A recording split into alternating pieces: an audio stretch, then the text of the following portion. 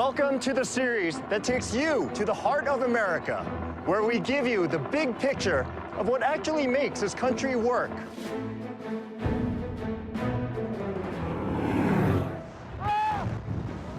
My name is Yul Kwan. I've worked in many different fields, from law to government to business.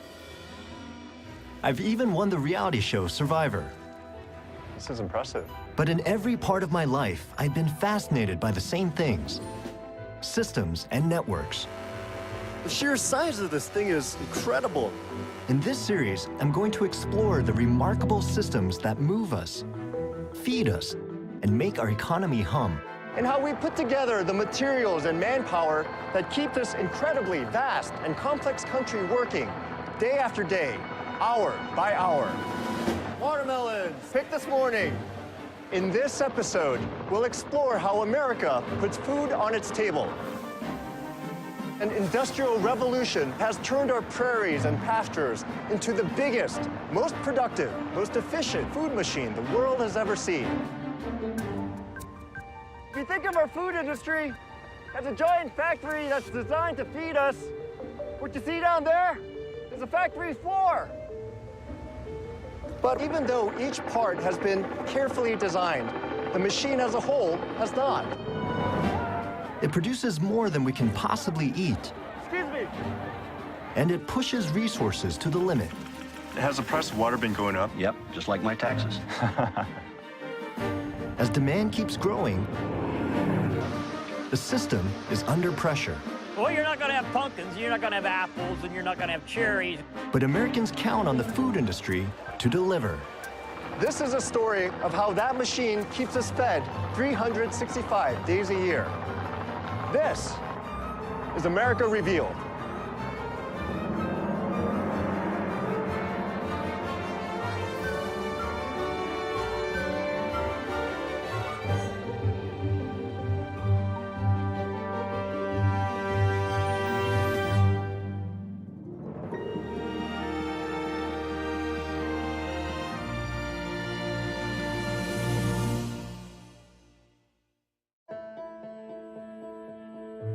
America Revealed is made possible by the Corporation for Public Broadcasting and by contributions to your PBS station from viewers like you. Thank you.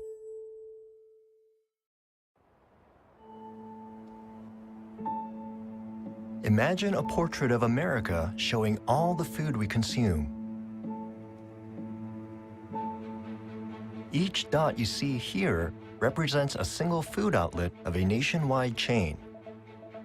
This is Subway's 24,000-strong empire, rivaled by tens of thousands of McDonald's, Burger Kings, and Wendy's, complemented by KFC and Taco Bell, Papa John's, and Domino's.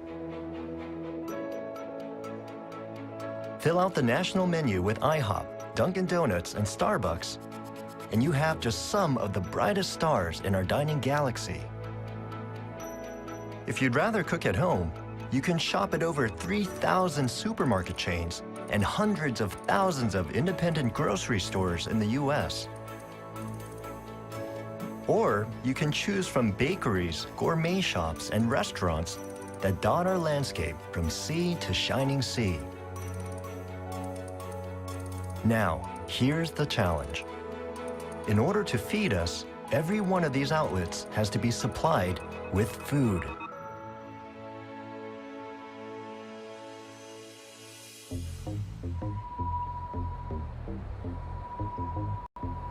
This frenetic little dot is the delivery end of a vast and complicated machine. Literally, we put a GPS unit on a pizza delivery man and recorded his typical Friday night in the heart of New York City.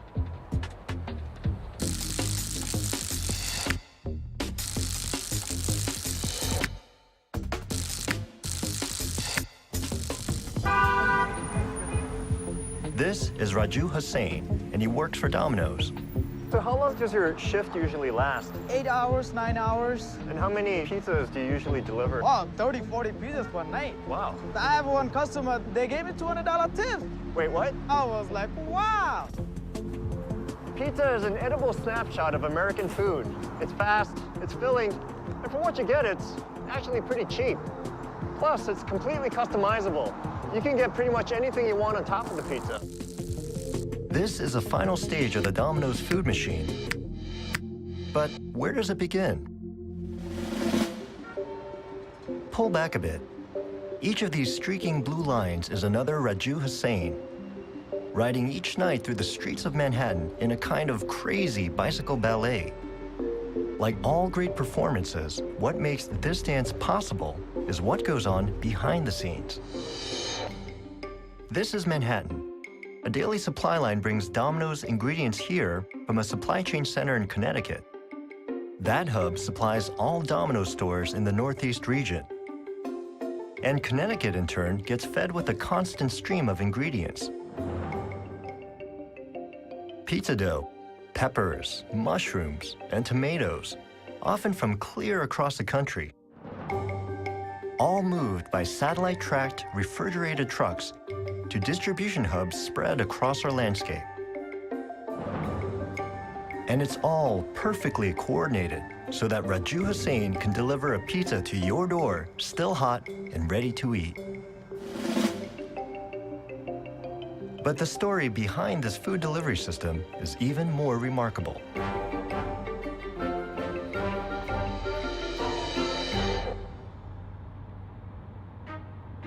From New York City, I've traveled 3,000 miles to the other end of the continent to find out where one of pizza's key ingredients comes from and how it's produced on such a monumental scale. This is California's Central Valley, and my guide is farmer Ted Sheely. Ted, what are you growing out here? We grow fresh market onions, wine grapes, pistachios, cotton, wheat. We grow about 1,600 acres of tomatoes. How many pounds is that? About 60 tons per acre. That's a lot of tomatoes. That's a lot of tomatoes.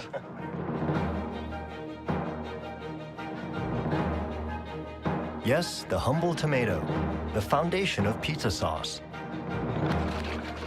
Ted and his fellow California tomato growers produce close to 13 million tons of them every year. That's nearly all the tomatoes America processes for foods like pizza sauce, ketchup, and salsa, as well as a third of those consumed by the entire world. Right up the road from Ted's farm, 500,000 tons of these red babies make their way through the state's processing plants every week. It's an industry worth an estimated $1.5 billion a year.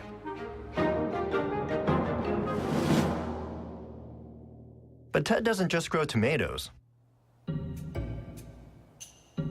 Like his neighbors, he produces an extraordinary variety of different crops. A staggering 50% of America's fruits and nuts are grown in California's Central Valley.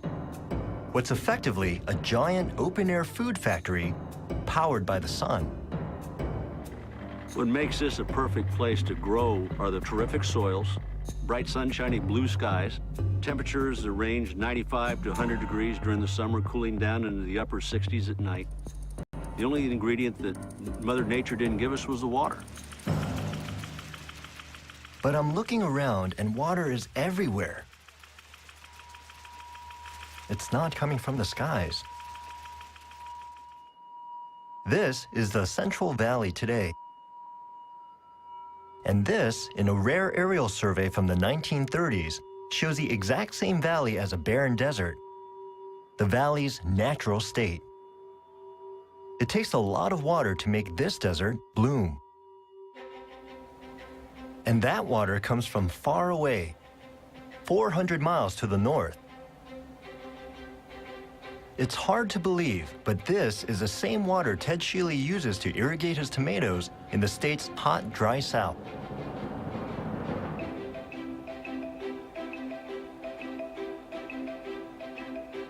And he gets to use it because of this. California's Shasta Dam, completed in 1945.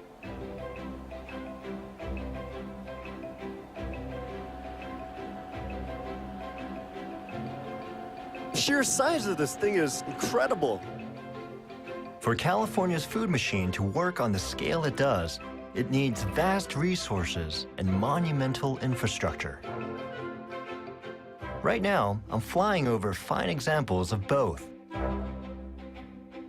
It's giving me a bird's eye view of how America puts nature to work.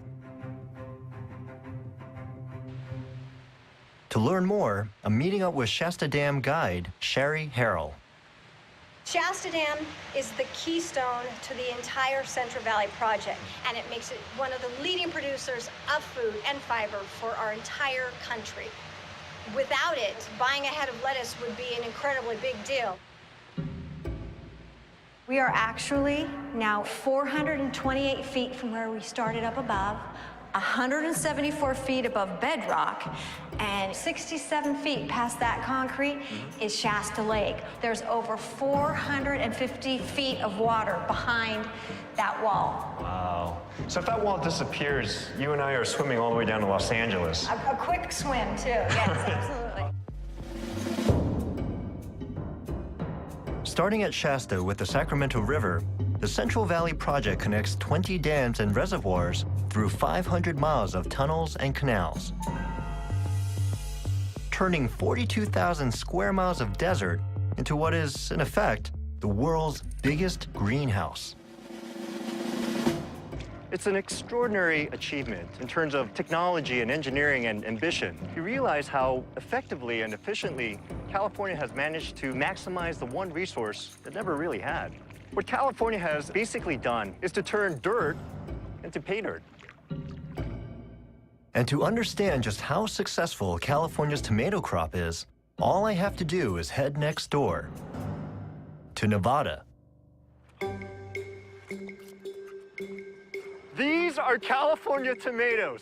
Just over 1 million of them. 150,000 pounds of beautiful, juicy, smelly tomatoes. And they've been placed here in the middle of Reno, Nevada, not so that the good people of this town can eat them, but so that they can throw them at each other.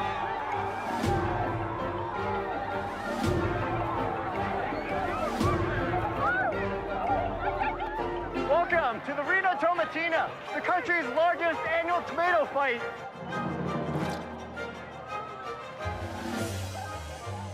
All the tomatoes here are surplus tomatoes donated from California. But rather than throwing them away, they've been put to good use.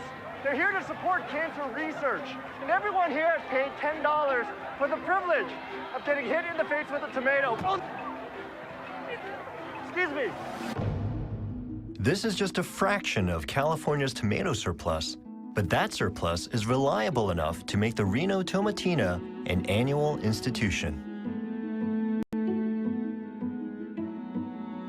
Over the last 50 years, the average American has come to enjoy a bounty of food never before imaginable. California's agricultural revolution is just one part of that story. This is another part, and an even more spectacular transformation. The Midwest. I've come in search of the quintessential American farm. And for me, that can only mean one place. Kansas. Remember Dorothy from The Wizard of Oz? That's where Dorothy's from. That's her home. It's a natural world there that Dorothy wanted to get back to after being stuck in that artificial land of Oz. Well, I got news for you, Dorothy. If you saw Kansas today, you wouldn't recognize it. To understand what's going on down there, I'll have to get a lot closer.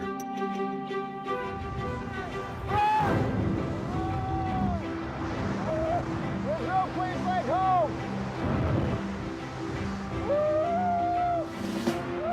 From up here, a dazzling pattern of circular fields stretches as far as the eye can see.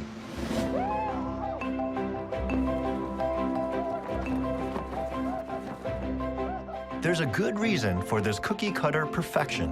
What you're looking at is one of the greatest land transformations in American history. If you think of our food industry as a giant factory that's designed to feed us, what you see down there is a factory floor.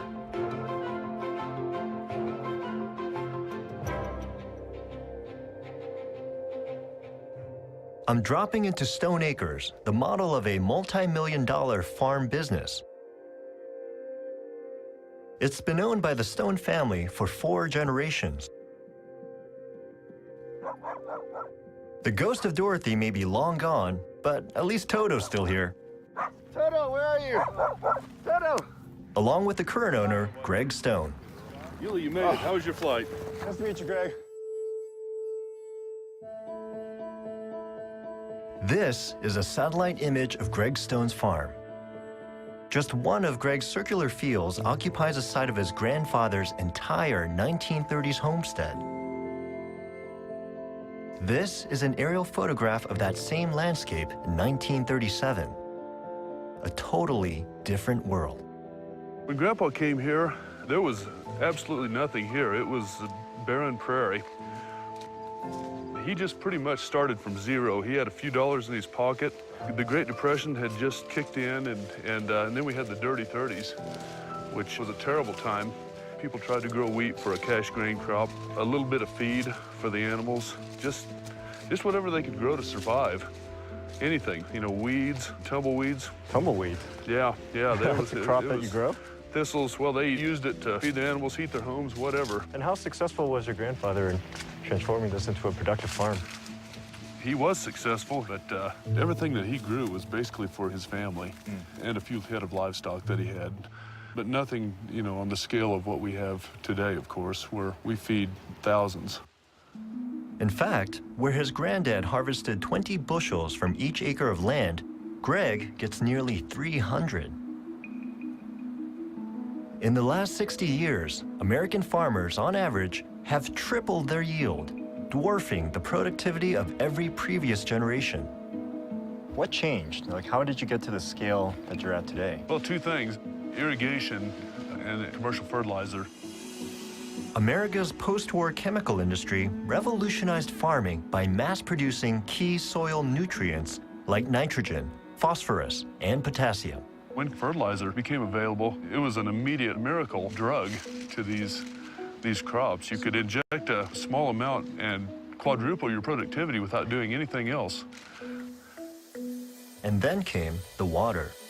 The late 1950s, the first irrigation wells were drilled in this part of the state. And Grandpa, he was one of the first in the area, though, to see that this was the future. Greg's fields are circular because they're watered by one of the most powerful and efficient inventions in the history of farming: center pivot irrigation. There has always been water beneath these once dusty fields. They just couldn't get at it. A couple hundred feet below where we stand here, we're sitting on one of the world's largest freshwater aquifers, the Ogallala. But the Ogallala Aquifer was out of reach until after World War II, when they finally had engines powerful enough to pump that underground water spanning 174,000 square miles to the surface. Fertilization and irrigation has changed the environment. It's changed the organic matter of these soils. It's improved everything. It took just a couple of generations to go from Granddad's Dust Bowl subsistence to Greg's high-yield operation. And if you pull back even further, with the help of this satellite imagery, you can see thousands of farmers like Greg populating the Midwest with industrial-scale farms where once there were tiny individual homesteads. But this view from space doesn't show an even more dramatic change. Where Greg's granddad grew a variety of crops, 80% of these fields grow just one. A single species that has come to dominate the farming landscape and the American diet. At 322 million tons a year, we produce more of this one grain than anything else, making it the key ingredient of our food machine. Corn. Every time we go to the supermarket, though we might not know it, we're surrounded by corn. The average store has over 45,000 products on its shelves, and roughly a third of them are created using corn. Thanks to modern refining and processing, cornstarch can be broken down and reassembled as sweeteners, fillers, and additives to make, well, anything. From cornflakes to cake mix, from Cheese Whiz to coffee whitener, from soup to canned fruit. In fact, the average American eats about 100 pounds of corn products every single year. And most of us don't even realize it. Take this chicken nugget. It's made up of 37 different ingredients. Want to guess how many come from corn? 30. Just look at the label of any processed meal, including the drink you wash it down with, and you'll find that corn is in almost everything. And that includes this.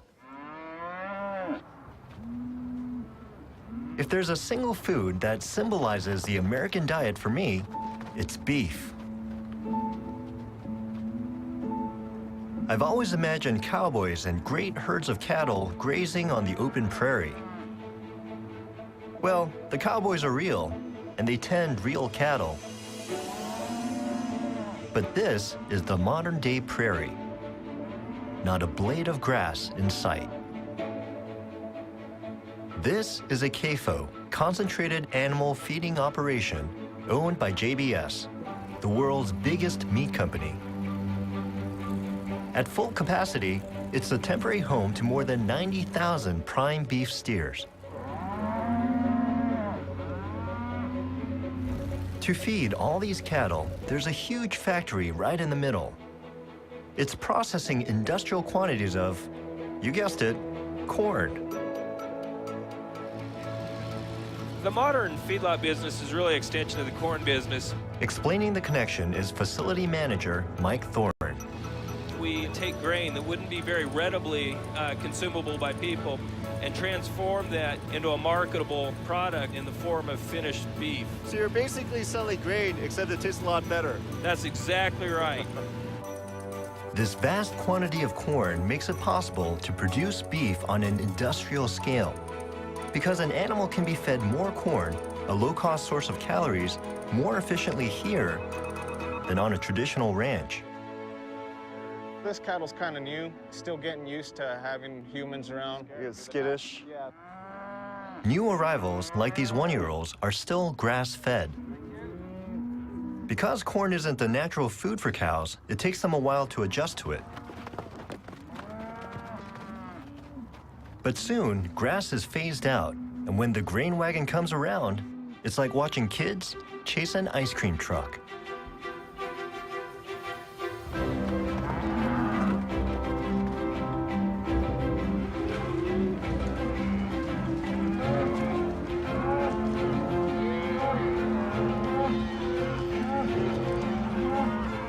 So the idea is to try to fatten them up in the shortest amount of time as possible? Basically, yeah.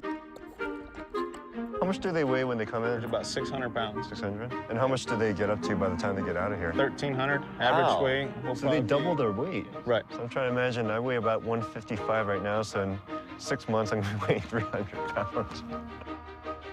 It takes just 6 months to go from this to this. 2/3 of a ton of engineered beef steer. What people don't know is that the fat gives it its flavor. So when you're looking at the steer, like, how do you tell they're ready? They're nice and rounded, everything's perfect, just looks like a nice meaty animal, but it's got that nice thin layer of fat that we want on them.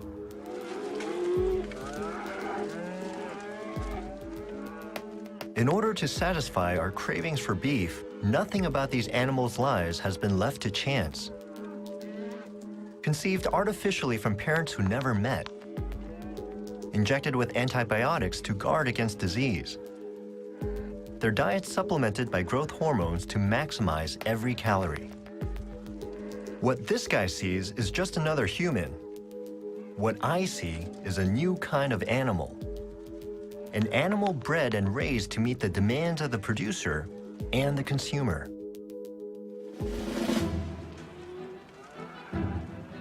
Just 5 miles up the road is a meatpacking plant. More than 5,000 head of cattle are funneled through this factory every single day. And this is just one of 632 plants in the U.S. Collectively, they process 34 million cows a year.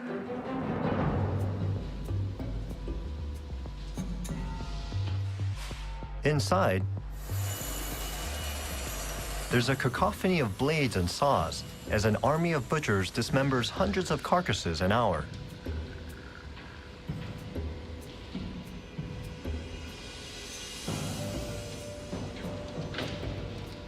About 100 years ago, Henry Ford perfected an industrial process to make cars cheap enough so that most Americans could afford them.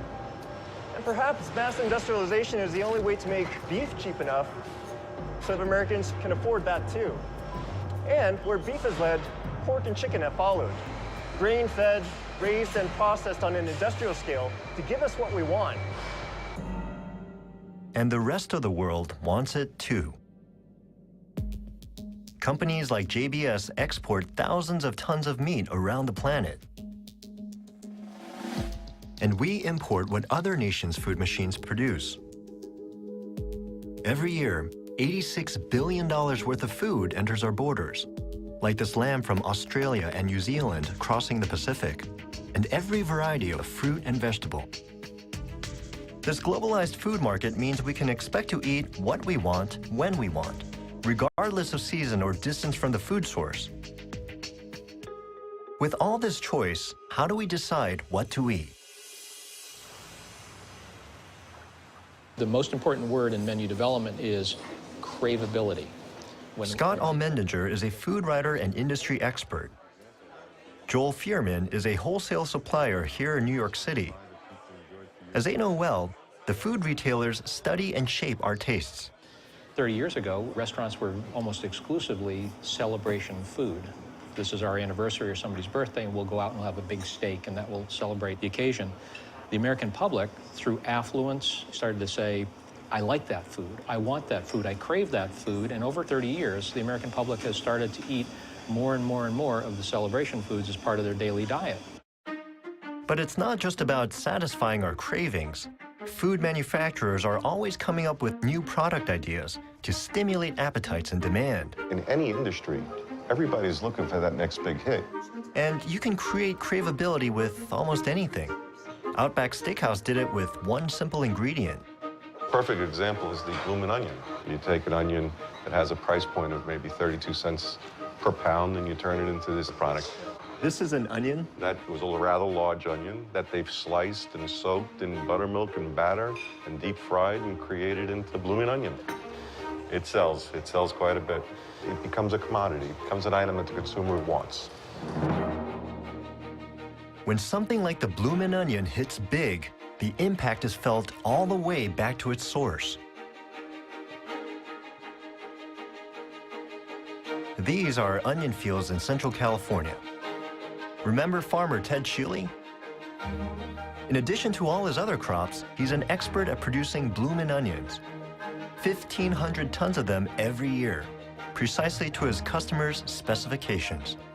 The bloomin' onion needs to be 3.5 inches in diameter, not larger, not smaller. If it's bigger than 3.5, it won't fit their cutting and cooking equipment. And if it's smaller than that, the customer feels cheated, and they're willing to pay extra to get that particular size onion. With the bloomin' onion, the Outback Steakhouse has turned a common food item from mundane to money maker. And they're not the only ones. It's turkey sausage wrapped in a pancake on a stick. The food industry is in the business of creating desirable commodities. And we're in the business of eating a lot. The foods we crave are often high in fat and calories. That's an evolutionary survival tactic built into our genes. So it's not surprising that craveability usually means adding calories. The bloomin' onion, for example, has about 2,000 calories, roughly an entire day's worth for an adult. Over the last half-century, the food machine made it cheap and easy for us to put away an average of 600 additional calories per person per day. And it really is a collaboration between the consumers who say, I like this, and the marketing people who say what size it should be. So now we all have woken up 30 years later and said, you know what, this really isn't sustainable. So what are we going to do about it? I see Scott's point. Our expanding waistlines are a national wake-up call. He also makes me wonder how our food machine will be able to keep up with our growing, hungry population. Take Ted Sheely. To grow his onions, he has to maximize his water use in the resource-scarce Central Valley. California farmers already use 80% of the state's water. And the cost is going up. It's become one of my largest cash burdens on my budget. How expensive is water relative to other costs that you have? Water's always at the highest. It'd Really? probably be over 50% of my budget. Holy cow. So, like most American farmers, Ted turns to technology to try and get the most out of every drop. He's installing a $50,000 moisture monitoring system to tell him precisely when to water his pistachio trees. And he uses a $2 million underground irrigation network for his tomatoes. My business plan is, what do we do today to stay in business for next year? What am I going to have to do to be in business 5 years from now or 10 years from now? Water's the pivotal issue, and so I have to make it work. And has the price of water been going up over the last few years? Yep, just like my taxes. It's getting harder and harder for farmers like Ted just to keep up with the food machine's relentless demand.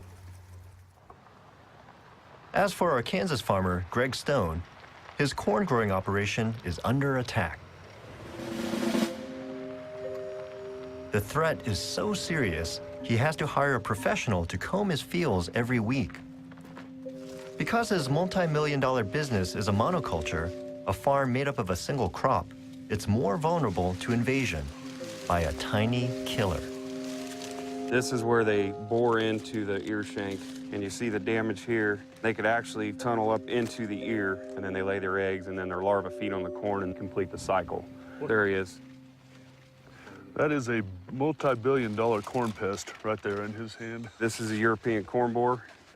Don't lose him, Eric. I won't. This is a constant battle producers have to face year in and year out all the way through the Midwest. If you don't treat, you can lose significant yield.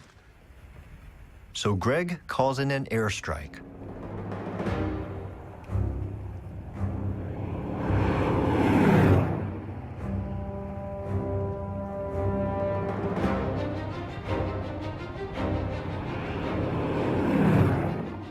Robert Grace is one of 3,500 ag pilots in the U.S., an expert in the aerial deployment of bug-killing chemicals.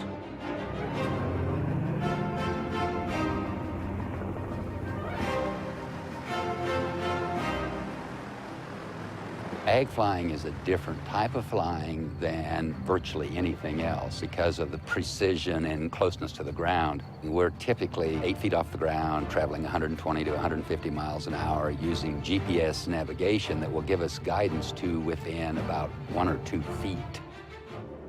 Like Greg, Robert inherited a family business which has seen extraordinary change. When my father started, they had a handful of chemicals, 1 or 2 or 3. Now, it's not unusual for us to have 40 or 50 products available because without that, the yields will suffer. The pesticide industry has had to develop this wide-ranging chemical arsenal because the insects have their own secret weapon: evolution. Sooner or later, the pests evolve resistance to every new product. Of course, no one's been happy about this. Certainly not the farmers. But caught between the need to keep producing and the increasing cost of a chemical arms race they couldn't win, they needed a game changer. So the food industry turned to a new technology based on genetics rather than chemistry, the genetically modified organism, better known as a GMO. 80% of Greg Stone's crop is now genetically modified, engineered to produce its own toxin that's lethal to insects like the European corn borer. So why do farmers like Greg still need ag pilots like Robert?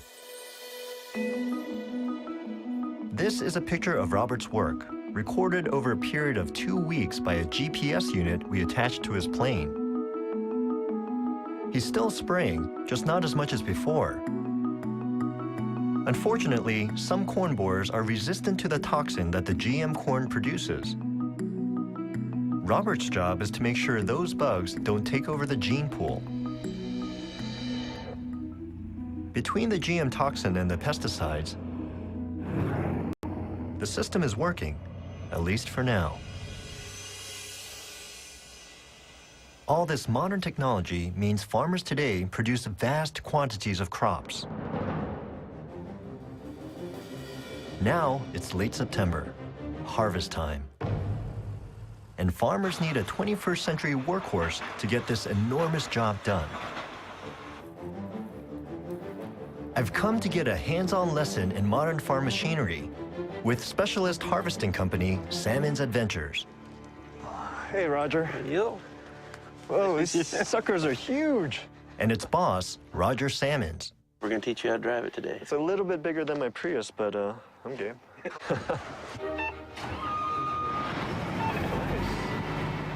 I'm about to take charge of a $500,000 worth of brand new harvester. Okay, now full throttle. All right. You are ready to rock and roll. Hey, get out of my way.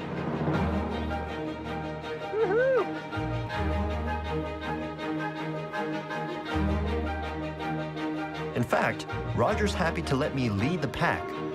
The whole wheat crop now depends on a rookie. Fortunately, this big rig has a lot under the hood. A 360 horsepower engine, automatic controls, moisture sensors, even an optional GPS guidance system. Roger's machine can harvest 8,000 bushels of wheat per day. 60 years ago, the average combine harvested less than a quarter of that. Lift up on your header just a little bit. Lift up on my who? On my header? Plus side, yep. Plus side. Just, there you go. Good. Perfect. But mastering these levers isn't all it takes to produce a harvest. Oops, hit button. Oops. I'm going to assist you here. Yeah, no, please do. Here's the bigger picture. Harvesting is a job on the go. These are the places where about a dozen harvester teams, including the Salmons, stopped to do their work last season. Tucked into their super efficient machines, each year, they crisscross the highways at the heart of America in a series of hectic mechanical migrations. Turns out, instead of harvesting their own crops, thousands of American farmers rely on the state-of-the-art equipment of specialists like the Salmons. By the end of October, Roger's team will have gathered 500,000 tons of grain and covered 5,000 weary miles. You have to be able to thrive on stress in order to do this. A lot of people, they're coming for the experience. They want to see the heartland of the United States, but cabin fever sets in pretty fast. It really does. The odds are they're not going to come back next year. So there's a lot of turnover in this business. Oh, tremendous amount of turnover, yes. Harvesting, like so many aspects of food production, relies heavily on people power combined with new technology.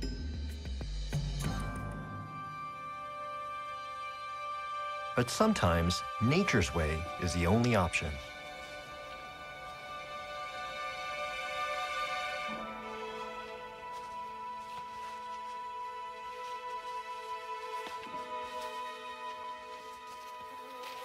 All right, take a look what we have right here. It's this beautiful honeybee inside this pumpkin plant.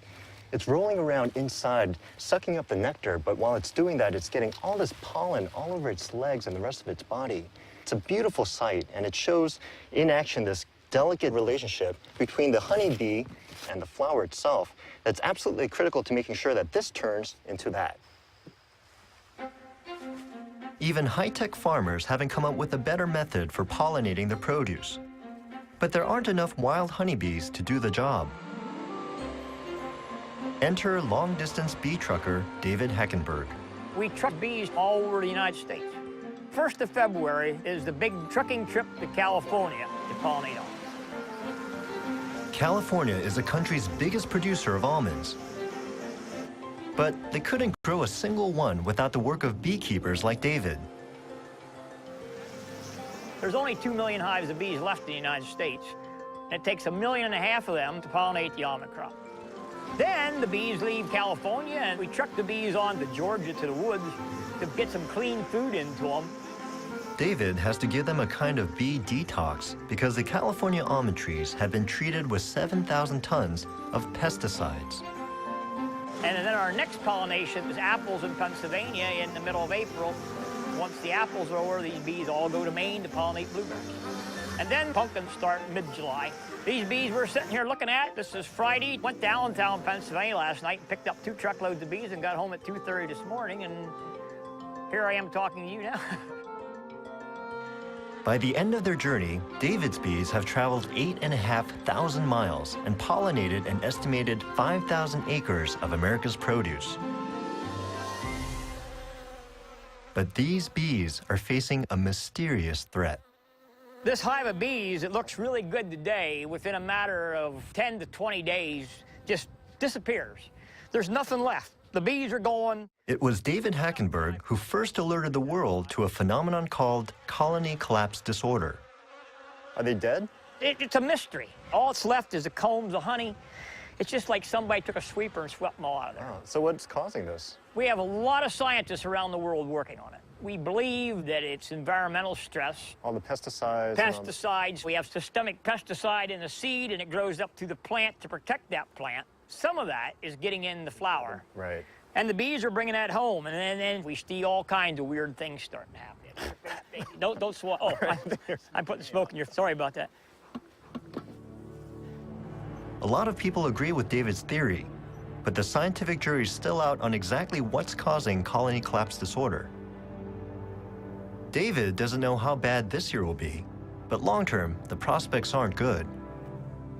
Most of us guys that are in pollination business are losing 60 to 70% of our bees every year. So we've got big, huge fields, and there's not enough bees here to pollinate the crop. Say colony collapse disorder keeps on happening and all the bees get wiped out. What does that mean? Like, what happens to all these crops? Well, you're not going to have pumpkins, and you're not going to have apples, and you're not going to have cherries, and you're not going to have almonds, and you're not going to have a lot of things. David's story is disturbing to me. If the bees are in trouble, so are the farmers who depend on them, and the consumers who want fresh produce. And it's clear the bees are not the only ones feeling the pressure. America's food machine is pushing all of our resources to the limit. From bees to water, to the people who make the system run. We rely on the nomadic lifestyles of harvesters and beekeepers, and tens of thousands of truckers moving products all around the country to keep our food machine running. Even those who don't travel for a living are rarely fixed, like ag pilot Robert Grace, or the JBS meat packers in Colorado, or Ted Sheely's tomato harvesters in California. It's estimated there are now 4 million agricultural workers who migrate from job to job across the continent. But there's a real irony here. 10,000 years ago, people stopped chasing animals. They stopped hunting and gathering, and they started farming so that they could stay in one place. They didn't have to move. Yet look at us now. We can't stop moving.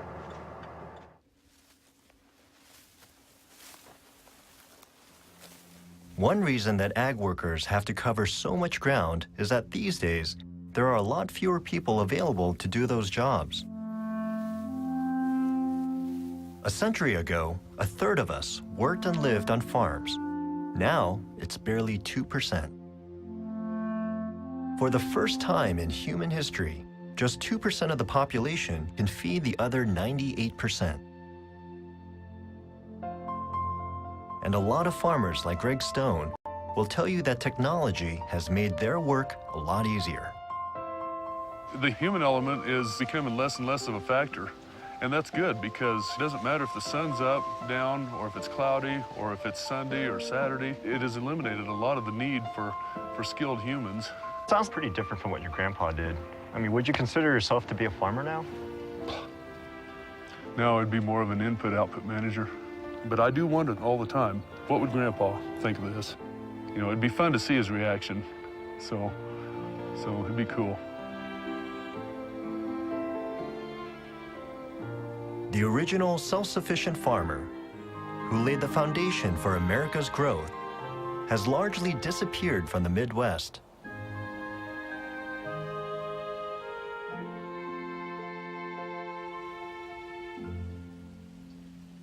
But in some places, he's making a comeback. I've dragged myself out of bed at 5 o'clock in the morning to help a man aptly named Will Gardner get his product to market. Hey, what's up, man? Will is one of thousands of small-scale farmers across the U.S. reviving the homestead ideal.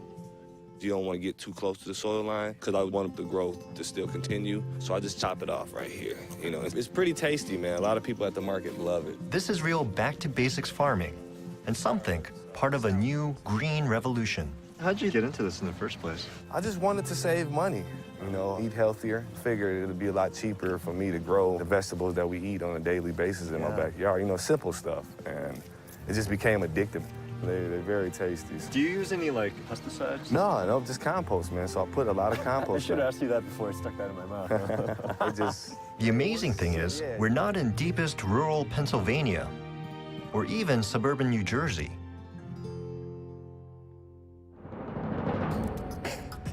This is where Will farms, the inner city of Detroit.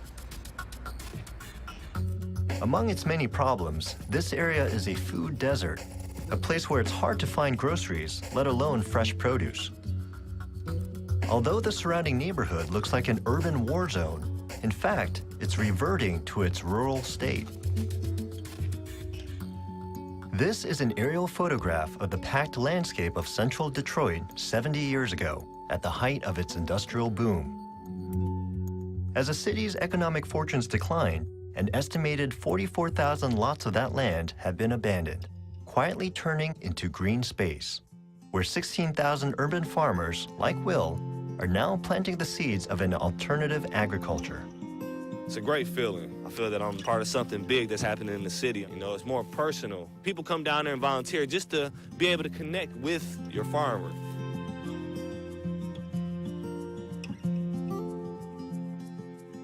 And that connection extends right into the heart of the city.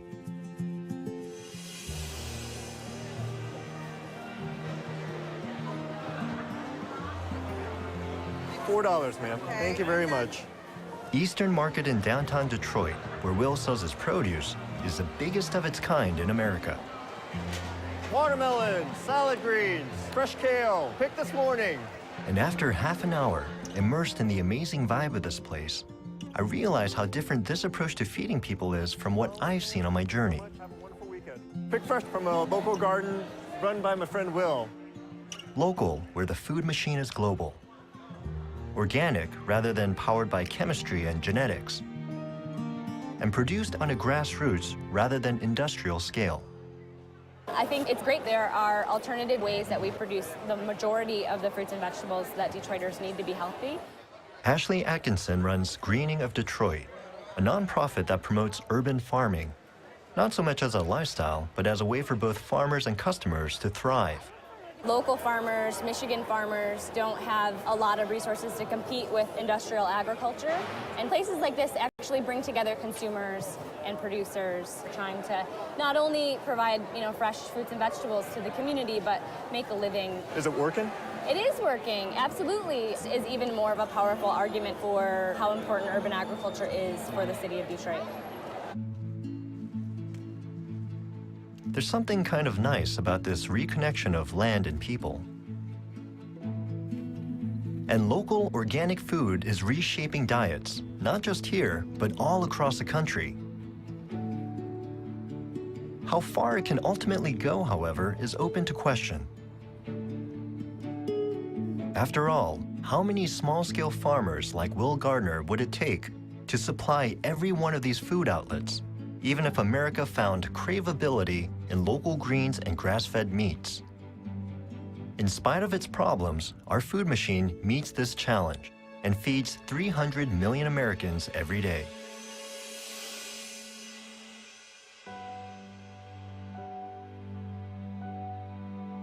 I've decided to go back to the heart of that industrial food machine high above the cornfields of Kansas to try and figure out where it's headed.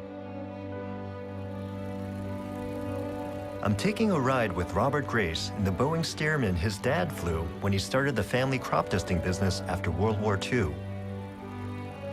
Between them, father and son have witnessed a revolution.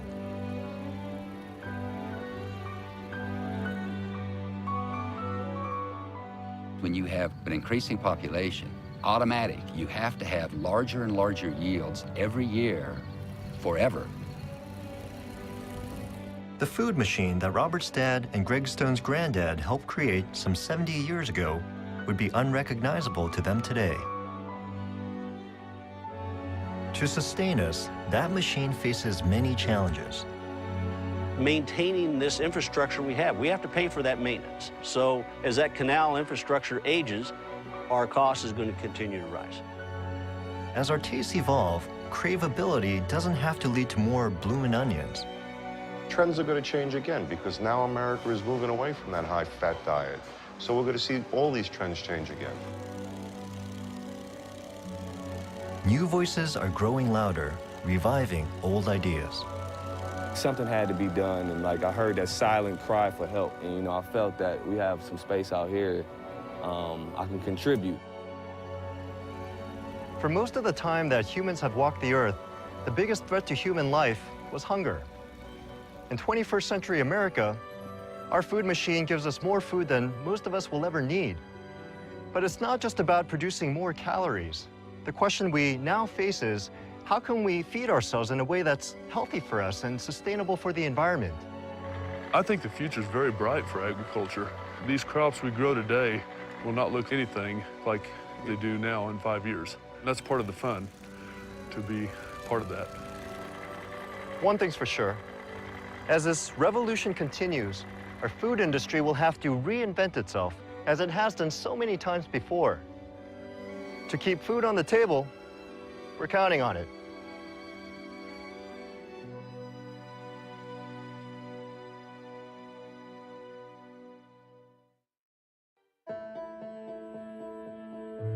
America Revealed is made possible by the Corporation for Public Broadcasting and by contributions to your PBS station from viewers like you. Thank you.